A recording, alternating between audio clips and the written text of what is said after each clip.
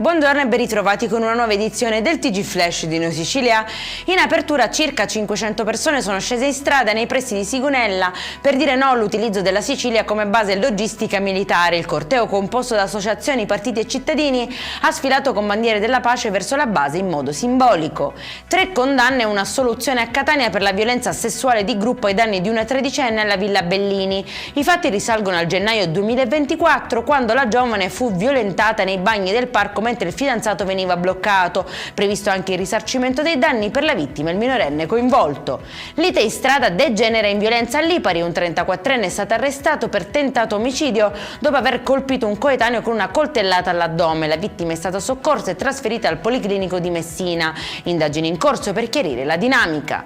Spari contro un operatore ecologico a Marsala durante la raccolta di rifiuti. L'uomo è stato colpito all'orecchio da un proiettile partito da un edificio della zona.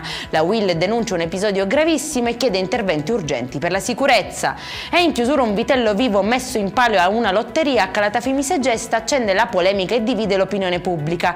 Le associazioni animaliste parlano di scelta inaccettabile e chiedono lo stop dell'iniziativa. Gli organizzatori invece difendono la tradizione sostenendo la piena regolarità dell'evento.